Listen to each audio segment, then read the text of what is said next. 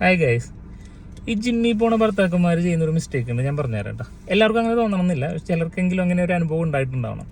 നമ്മൾ റെഗുലറായിട്ട് പോയിക്കൊണ്ടിരിക്കുന്നതിൻ്റെ ഇടയിൽ നമ്മൾ എന്ത് ചെയ്യും? വൈഫ് ഇങ്ങനെ വീട്ടിൽ വെറുതെ ഇരിക്കണം ആ ഒരു സമയത്ത്, ഫുഡ് അടി തന്നെ. അപ്പോൾ പിന്നെ നമ്മൾ ആലോചിക്കും, എന്നാൽ പിന്നെ ഇവളെ കൂടി അങ്ങ് കൊണ്ടുപോകാം, സെറ്റ് ആയിക്കോട്ടെ. ഒരു മാനസിക സന്തോഷം കൂടിയാണല്ലോ ജിം എന്ന് പറഞ്ഞാൽ, മസിൽ മാത്രമല്ല.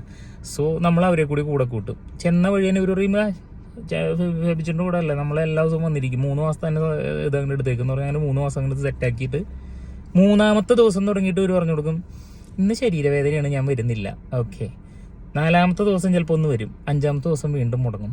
പിന്നെ ഇവർ ആലോചിക്കുന്നത്, ഇതിലും ഭേദമുള്ള എനിക്ക് വീട്ടിലിരുന്നാൽ മതിയില്ല, ഇത് കാശും കൊടുക്കണം, പണിയെടുക്കണം അവിടെ പോയിട്ട്, അതിലും ഭേദം വീട്ടിലിരിക്കണം എന്ന് പറഞ്ഞിട്ട് അവിടെ ഇരുന്നോട്ടെ, കുഴപ്പമില്ല.